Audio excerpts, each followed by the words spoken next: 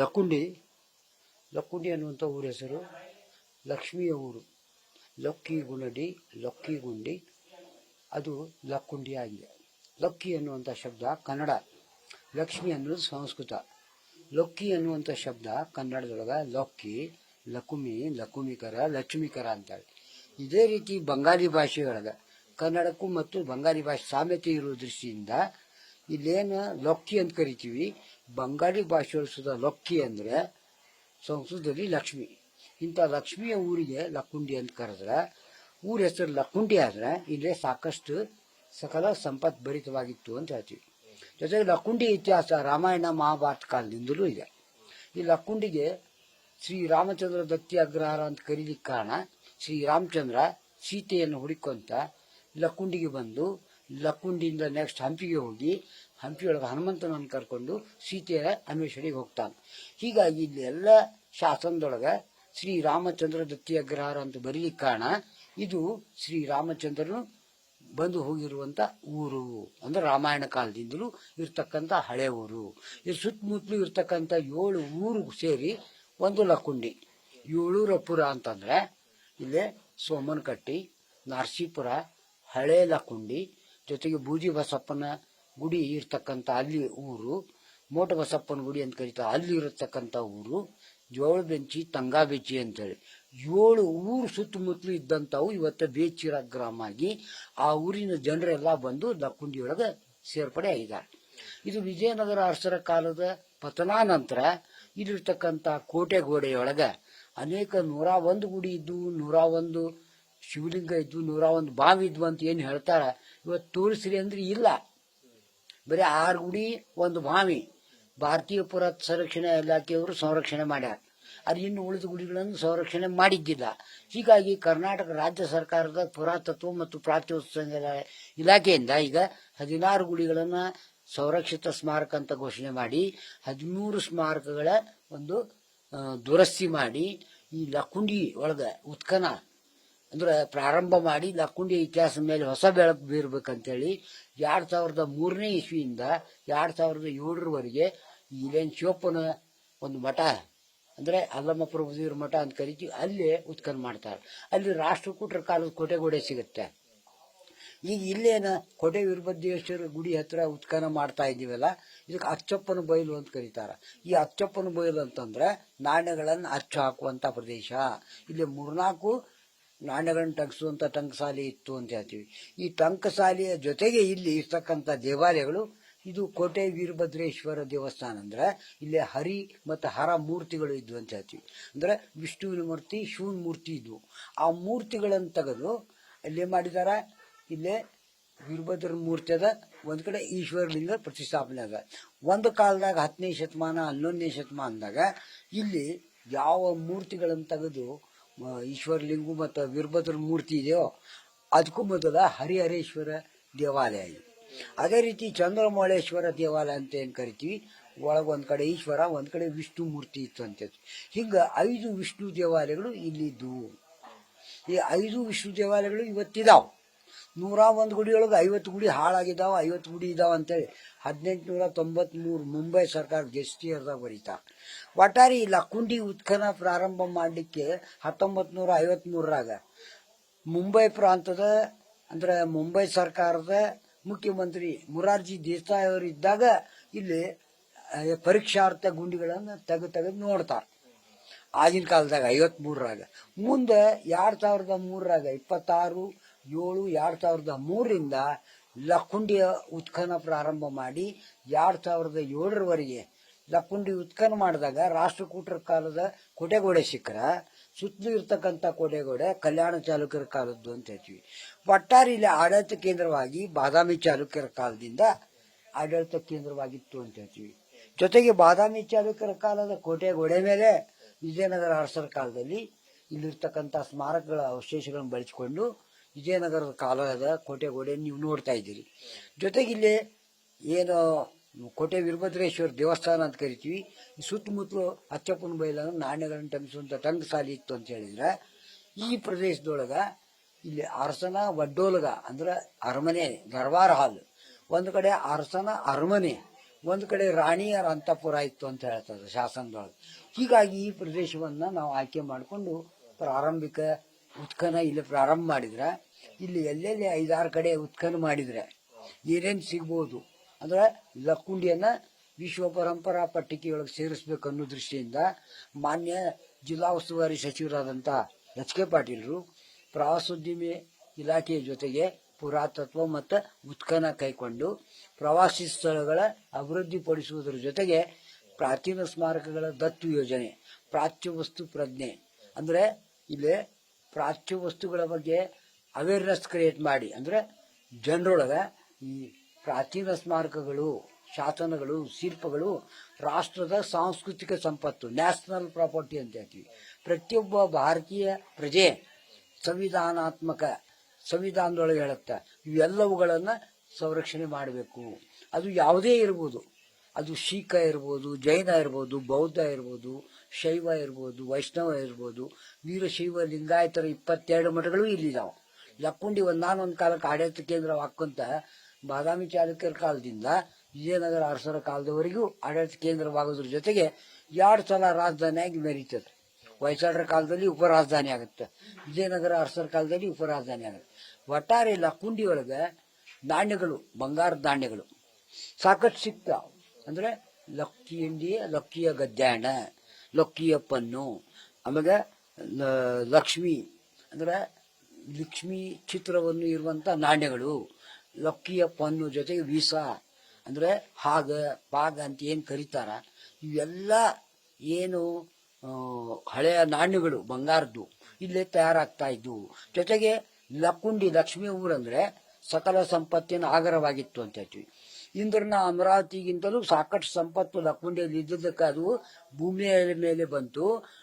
ಇಂದ್ರನ ಅಮರಾವತಿ ಸಾಕಷ್ಟು ಸಂಪತ್ತು ಇರದೇ ಇರೋದಕ್ಕೆ ಅದು ಆಕಾಶಕ್ಕೆ ಹೋಯ್ತು ಅಂತ ಏನು ಶಾಸನ ಕವಿ ವರ್ಣನೆ ಮಾಡ್ತಾನ, ಇದ್ರ ಮೇಲೆ ಗೊತ್ತಾಗತ್ತೆ ಇಲ್ಲಿ ಸಾಕಷ್ಟು ಸಂಪತ್ತು ಈಗ ಅಲ್ಲ, ಮೊದ್ಲಾಗಿಂದ ಕಾಲಿಂದ್ರು ಅದ.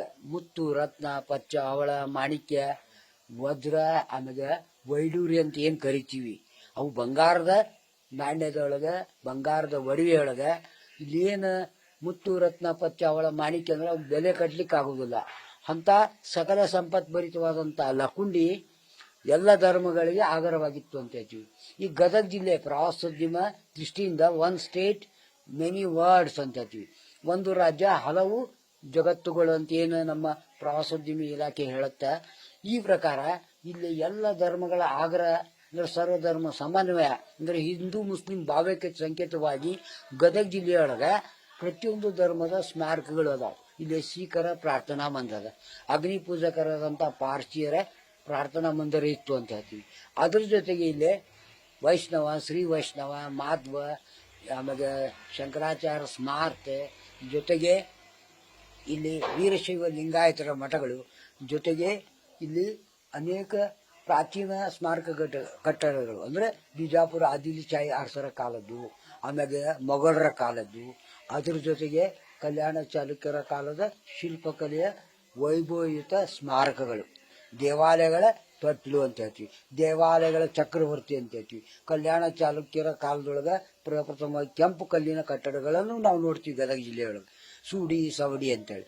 ಅದೇ ರೀತಿ ಕಲ್ಯಾಣ ಚಾಲುಕ್ಯರ ಕಾಲದ ಕಟ್ಟಡ ಕರಿಯ ಕಲ್ಲನ್ನು ಬಳಸಿಕೊಂಡು ಇಲ್ಲಿ ಕಲಾತ್ಮಕ ಕೆತ್ತನೆಯ 101 ಗುಡಿ ಇದ್ವು ಅಂತ ಹೇಳಿದ್ರೆ 50 ಗುಡಿ 1893ರಾಗ ಹಾಳಾಗ್ಯಾವಂದ್ರೆ ಊರ ಹೊರಗ ಹೊಲದ ಹೊಳಗಟ್ಟಿಗೆ, ಆಮ್ಯಾಗ ಹಳ್ಳದ ದಂಡಿಗೆ, ಜೊತೆಗೆ ಕೆರೆಯ ಪಾವಟಿಗೆಗಳಾಗಿ ಅನೇಕ ಶಿಲ್ಪಗಳು, ಶಾಸನಗಳು, ಗುಡಿಯ ಕಲ್ಲುಗಳು ಆಗಿನ ಕಾಲದೊಳಗ ಈ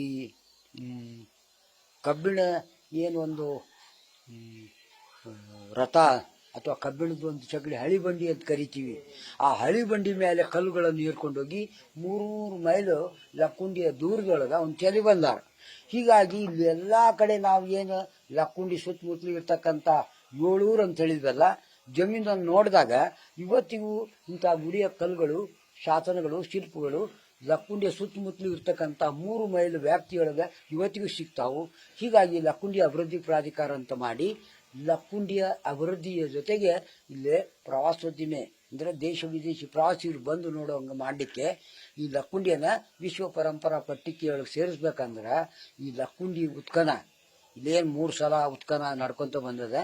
ಈ ಉತ್ಖನದಿಂದ ಲಕ್ಕುಂಡಿಯ ಅನೇಕ ಸ್ಮಾರಕಗಳು ಅಂದ್ರೆ ಈಗ 16 ರಕ್ಷಿತ ಸ್ಮಾರಕ ರಾಜ್ಯ ಸರ್ಕಾರದ್ದು ಅಂತ ಹೇಳಿದೆ, 7 ಸ್ಮಾರಕ ಭಾರತೀಯ ಪುರಾತತ್ವ ಸಂರಕ್ಷಣಾ ಇಲಾಖೆ ಅಂತ ಹೇಳಿದೆ. ಹೀಗಾಗಿ ಈಗ ಇಷ್ಟೊಂದು ಸಂಪತ್ ಬರಿದ ಆಗ್ಬೇಕಾದ್ರೆ ಇಷ್ಟೊಂದೆಲ್ಲ ಟಂಕಸಾಲೆ ಇತ್ತು, ನಾಣ್ಯ ಎಲ್ಲ ಇದು ಮಾಡ್ತಾ ಇದ್ರು ಅಂದ್ರೆ ಇಲ್ಲಿ ಏನಾದ್ರು ನಿಕ್ಷೇಪಗಳಿದ್ವು ಅಂತ ಈ ಬಂಗಾರ ನಿಕ್ಷೇಪಗಳು ಅಂತಂದ್ರೆ ಆಗಿನ ಕಾಲದೊಳಗೆ ಅನೇಕ ಅರಸರ ಆಳ್ವಿಕೆಯೊಳಗೆ ಯಾವ ಕಾಲದೊಳಗೆ ಏನೇನು ಹುದುಗಿ ಐತೋ ಭೂಮಿಯೊಳಗೆ ಗೊತ್ತಾಗುದಿಲ್ಲ.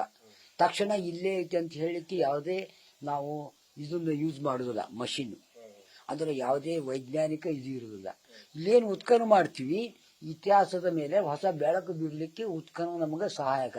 ಅಂದ್ರೆ ಉತ್ಖನನ ಮಾಡುವುದರಿಂದ ಈ ಏನು ಹಿಂದಕ್ಕೆ ಕೆಲವು ಸ್ತರಗಳು ಅಂದ್ರೆ ಯಾರ್ಯಾರ ಕಾಲದೊಳಗೆ ಏನೇನು ಇಲ್ಲಿ ಮಣ್ಣು ಹುಕ್ಕಿ ಹಾಕೊಂತ ಹೋಗೈತಿ, ಊರೆಲ್ಲ ಮುಚ್ಕೊಂತ ಹೋಗೈತಿ ಅನ್ನೋದು ಗೊತ್ತಾಗತ್ತೆ. ಈಗ ಬಾದಾಮಿ ಚಾಲುಕ್ಯರ ಕಾಲದ ಕೋಟೆಗೋಡೆ ಇಲ್ಲಿ ಇತ್ತು ಅಂತ ಹೇಳಿಕ್ಕೆ ನಿಮ್ಗೆ ಇಲ್ಲಿ ಕೋಟೆ ಗಾಡೆ ಕೆಳಗ ನೋಡ್ಬಿಟ್ರೆ ಇದು ಬಾದಾಮಿ ಚಾಲುಕ್ಯರ ಕಾಲದ್ದು ಅಂತ ಹೇಳ್ತೀವಿ. ವಿಜಯನಗರ ಅರಸರ ಕಾಲದೊಳಗೆ ಇಲ್ಲಿ ಇರ್ತಕ್ಕಂಥ ಪ್ರಾಚೀನ ಸ್ಮಾರಕಗಳು ಬಿದ್ದು ಹೋದಂಥ ಕಲ್ಲುಗಳನ್ನು ಇಟ್ಟು ಹಾಳು ಮಣ್ಣನ್ನು ತಗೊಂಡು ಇಲ್ಲೇ ವಿಜಯನಗರ ಅರಸರ ಕಾಲದೊಳಗೆ ರಾಣಿಯರ ಅಂತಃಪುರ, ಅರಮನೆ, ಇಲ್ಲಿ ದರ್ಬಾರ್ ಹಾಲ್ ಅದು ಆಗಿನ ಕಾಲದ್ದು. ಯಾರ ಕಾಲದ್ದು ದೇವಸ್ಥಾನ? ಈ ದೇವಸ್ಥಾನ ಕಲ್ಯಾಣ ಚಾಲುಕ್ಯರ ಕಾಲದ್ದು.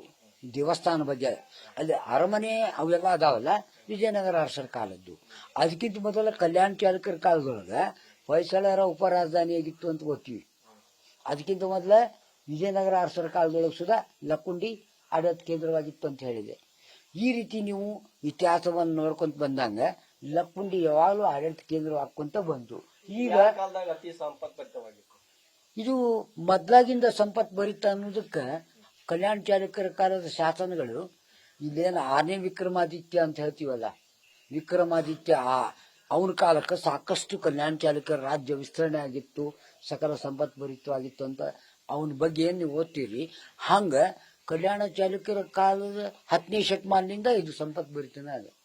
ಊರವ್ರು ಹೇಳ್ತಾರೆ ಅಂದ್ರೆ ಇಲ್ಲಿ ಸಾಕಷ್ಟು ಸಂಪತ್ತು ಐತಿ, ಚಿನ್ನ ಇನ್ನೂ ನಿಧಿ ಆ ತರದೆಲ್ಲ ಇರ್ಬೋದು ಭೂಮಿ ಒಳಗ ಅಂತ ಹೇಳ್ತಾರೆ. ಆ ತರ ಇರ್ಬೋದು ಅನ್ಸುತ್ತೆ. ನಿಧಿ ಐತಿ ಅನ್ನೋದಕ್ಕೆ ನಾವು ಉತ್ಖನನ ಮಾಡ್ತಾ ಇಲ್ಲ.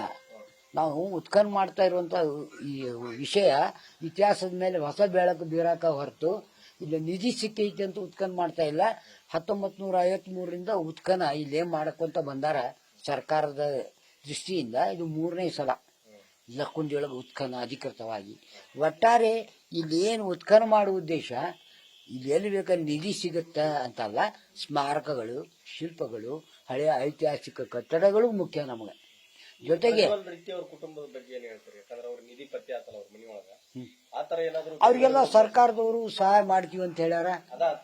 ಈಗ ಆ ತರ ಏನಾದ್ರು ಇನ್ನೂ ಇರ್ಬೋದಾ ಬೇರೆ ಬೇರೆ ಕಡೆ? ಸಿಗ್ತಾವು, ಸಾಕಷ್ಟು ಕಡೆ ಸಿಕ್ಕಾವು. ಅದನ್ನ ಕೊಡುವಂತ ಜನರಿಗೆ ಅದು ಅವೇರ್ನೆಸ್ ಕ್ರಿಯೇಟ್ ಮಾಡಬೇಕು. ಪ್ರಾಚ್ಯ ವಸ್ತು ಪ್ರಜ್ಞೆ ಅಂತಂದ್ರೆ ಪ್ರತಿಯೊಂದು ಶಾಲಾ ವಿದ್ಯಾರ್ಥಿಗೆ ಹಳೆಯ ಇವೇನದಾವು ನ್ಯಾಷನಲ್ ಪ್ರಾಪರ್ಟಿ ಅಂದ್ರೆ ರಾಷ್ಟ್ರದ ಸಾಂಸ್ಕೃತಿಕ ಸಂಪತ್ತಂತ ನಾವು ಕಲಿಸ್ಬೇಕು. ಇದ ಸಂವಿಧಾನದೊಳಗೆ ಭಾರತೀಯ ಪ್ರಜೆ ಕರ್ತವ್ಯ ಅಂತ ಹೇಳ್ತೀವಿ ನಾವು, ಫಂಡಮೆಂಟಲ್ ಆಫ್ ರೈಟ್ಸ್ ಅಂತ ಏನು ಹೇಳ್ತೀವಿ. ಆ ಸಂವಿಧಾನ ಪ್ರಕಾರ ಪ್ರತಿಯೊಬ್ಬರು 100 ವರ್ಷ ಯಾವುದೋ ಹಳೆಯ ಕಟ್ಟಡ ಇದ್ರೆ ಅದನ್ನ ರಕ್ಷಣೆ ಮಾಡುವುದು ಸರ್ಕಾರದ ಕೆಲಸ. ಜೊತೆಗೆ ಹಳೆಯ ಯಾವುದ ಹಸ್ತಪ್ರತಿ ಇರಲಿ, ತಾಳೆಗರಿ ಇರಲಿ, ಯಾವುದ ಬರವಣಿಗೆ ಇರಲಿ ಅದನ್ನ ಸರ್ಕಾರಕ್ಕೆ ಕೊಟ್ಟು ಅದನ್ನ ಇದು ಮಾಡಿಸ್ಕೋಬೇಕು. ಪ್ರತಿ ಒರಿಜಿನಲ್ ಬೇಕಾ ನೀವೇ ಇಟ್ಕೋಬಹುದು. ಅದನ್ನು ಅಧ್ಯಯನ ಮಾಡೋದ್ರಿಂದ ಇತಿಹಾಸದ ಮೇಲೆ ಬೆಳಕು ಬೀರ್ತದೆ ಅನ್ನೋದಕ್ಕೆ ಈಗ ಎಲ್ಲಾ ಕಾಯ್ದೆ ಕಾನೂನುಗಳನ್ನು ಮಾಡಿದ್ದಾರೆ. ನಿಧಿ ನಿಕ್ಷೇಪ ಕಾಯ್ದೆ, ಪ್ರಾಚೀನ ಸ್ಮಾರಕಗಳ ಕಾಯ್ದೆ ಅಂದ್ರೆ ರಕ್ಷಿತ ಸ್ಮಾರಕಗಳ ಕಾಯ್ದೆ, ಜೊತೆಗೆ ಯಾವ ರೀತಿ ಇವು ಕಟ್ಟಡಗಳನ್ನು ಕಟ್ಟಬೇಕು, ಪ್ರವಾಸೋದ್ಯಮಿ ದೃಷ್ಟಿಯಿಂದ ಯಾವ ರೀತಿ ಬೆಳೆಸಬೇಕು ಅನ್ನೋದಕ್ಕೆ ಸರ್ಕಾರದವರು ಅನೇಕ ಒಂದು ಕಾಯ್ದೆ ಕಾನೂನಾತ್ಮಕ ದೃಷ್ಟಿಯಿಂದ ಇದಕ್ಕೆ ಸಂಬಂಧಪಟ್ಟಂತ ಜಿಲ್ಲಾ ಆಡಳಿತ, ಜೊತೆಗೆ ಸರ್ಕಾರದ ಇಲಾಖೆಗಳು, ಪ್ರವಾಸೋದ್ಯಮ ಇಲಾಖೆಗಳು ಮತ್ತು ಕೇಂದ್ರ ಸರ್ಕಾರದ ಇಲಾಖೆಗಳು, ರಾಜ್ಯ ಸರ್ಕಾರ ಇಲಾಖೆಗಳು ಕೆಲಸ ಮಾಡಿದ್ರೆ ಇದು ಲಕ್ಕುಂಡಿ ವಿಶ್ವ ಪರಂಪರಾ ಪಟ್ಟಿಗೆ ಸೇರ್ತದೆ. ಇಲ್ಲೇನು ದೇಶ ವಿದೇಶಿ ಪ್ರವಾಸಿಗರು ಗೋವಾ ನೋಡ್ಲಿಕ್ಕೆ ಬರ್ತಾರ, ನೆಕ್ಸ್ಟ್ ಅವ್ರು ಹೋಗೋದು ಹಂಪಿ. ಅದ್ರ ನಟ್ ನಡ್ಬರ್ಕ್ ಲಕ್ಕುಂಡಿನೂ ನೋಡ್ಬೇಕು ಅನ್ನೋಂಗಿದ್ರೆ ಇದು ಇನ್ನೂ ಸಾಕಷ್ಟು ಅಭಿವೃದ್ಧಿ ಮಾಡಾಕತ್ತಾರ. ಈ ದೃಷ್ಟಿಯೊಳಗ ಲಕ್ಕುಂಡಿ ಇವತ್ತ ಇಲ್ಲಿ ಜಗತ್ತಿನ ಕಣ್ಣಿನೊಳಗ ಲಕ್ಕುಂಡಿ ಇಂಪಾರ್ಟೆನ್ಸ್ ಗೊತ್ತಾಗ್ಯದ. ಈಗ ಪ್ರಜ್ವಲ್ ರೆಡ್ಡಿ ಅವ್ರ ಮನೆಗೆ ನಿಧಿ ಸಿಕ್ತಲ್ಲ, ಅಂದ್ರೆ ಅದು ಅವ್ರ ಮನೆಯೊಳಗೆ ಸಿಕ್ಕಿದ್ದದು ಅವ್ರಿಗೆ ಕೊಡ್ಬೇಕಂತ ಹೇಳ್ತಾರ ಕೆಲವರು. ಕಾಯ್ದೆ ಪ್ರಕಾರ ಮಾತಾಡಬೇಕು. ಅದು ಮಂದಿ ಹೇಳ್ತಾರ ಅನ್ನೋದಕ್ಕೆ ಸರ್ಕಾರ ಇರುವುದಿಲ್ಲ. ಸರ್ಕಾರದ ಕಾನೂನು ವ್ಯಾಪ್ತಿಯೊಳಗ ಕಾನೂನು ರೀತಿಯ ಏನು ಮಾಡಬೇಕು ಸರ್ಕಾರ ಆ ರೀತಿ ಕ್ರಮ ತಗೊಂತದ. ಈಗ ಜನರು ಹಿಂಗೆ ಹೇಳ್ತಾರ, ಜನರು ಹಂಗೆ ಹೇಳ್ತಾರ ಅಂತೇಳಿ ಅಲ್ಲ, ಜನರು ಪ್ರಜಾಪ್ರಭುತ್ವ ಇರುವುದಕ್ಕ ಅದಕ್ಕೂ ಕಾನೂನು ಇದೆ ಅಂತ ಹೇಳ್ತಾ ಇದಾರೆ. ಅಲ್ಲಿ ನಿಧಿ ಅಂತಂದ್ರ ನೆಲದ ಒಳಗ್ ಸಿಕ್ಕ್ರ ನಿಧಿ ಅಂತೀವಿ, ನಿಕ್ಷೇಪ ಅಂತ ಕರಿತೀವಿ. ನೆಲದ ಮ್ಯಾಲ ಸಿಕ್ಕರೆ ಅದು ಬ್ಯಾರೆ, ನೆಲದಾಗ ಸಿಕ್ಕರದು ಸರ್ಕಾರ ಸ್ವತ್ತು ಅಂತ ಹೇಳತ್ತ ಕಾಯ್ದೆ. ಹೀಗಾಗಿ ಜನರು ಹೇಳ್ದಂಗೆ ನಾವು ಕೇಳುವುದಿಲ್ಲ. ತಜ್ಞರು, ಇತಿಹಾಸ ಪುರಾತತ್ವ ಇಲಾಖೆ ಅಧಿಕಾರಿಗಳು ಹೆಂಗೆ ಹೇಳ್ತಾರ ಹಂಗೆ ನಾವೇನು ದಕ್ಕುಂಡಿ ಕೆಲಸ ಮಾಡ್ತೀವಿ. ಏನ ಸಿಕ್ಕರು ಸರ್ಕಾರದ ಅವಗಾನೆಗೆ ತೊಗೊಂಬರ್ತೀವಿ. ಸರ್ಕಾರದವ್ರು ಯಾವ ರೀತಿ ಸೂಚನೆ ಮಾಡ್ತಾರೋ ಆ ರೀತಿ ನಾವು ಮುಂದುವರಿತೀವಿ. ನಮಸ್ಕಾರ. ನಿಮ್ಮ ಹೆಸರು ಹೇಳ್ರಿ. ನನ್ನ ಹೆಸರು ಅಬ್ದುಲ್ ರಜಾಕ್ ದಸ್ಕೀರ್ ಸಾಹೇಬ್ ಕಟ್ಟಿಮನಿ ಅಂತೇಳಿ. ನಾನು 1968 SSLC ಸ್ಟೂಡೆಂಟ್ ಇದ್ದಾಗಲಿಂದ ಈ ಕೆಲಸ ಮಾಡ್ತಾ ಇದ್ದೀನಿ. 1971ರಿಂದ ಪುರಾತತ್ವ ಇಲಾಖೆ ಅಂದ್ರೆ ವಸ್ತು ಸಂಗ್ರಹಾಲಯ, ಆಮೇಲೆ ಭಾರತೀಯ ಪುರಾತತ್ವ ಸಂರಕ್ಷಣಾ ಇಲಾಖೆಯೊಳಗೆ ಕರ್ನಾಟಕ ರಾಜ್ಯ ಸರ್ಕಾರದ ಪುರಾತತ್ವ ಮತ್ತು ಪ್ರಾಚ್ಯವಸ್ತು ಸಂಘ ಇಲಾಖೆಯೊಳಗೆ ಕೆಲಸ ಮಾಡಿ 2012ರಾಗ ನಿವೃತ್ತಿಯಾಗಿ ಈಗ ಮತ್ತೆ ಲಕ್ಕುಂಡಿ ಅಭಿವೃದ್ಧಿ ಪ್ರಾಧಿಕಾರದಿಂದ ನಾನು ಕೆಲಸ ಮಾಡ್ತಾ ಇದ್ದೀನಿ. ನಮಸ್ಕಾರ.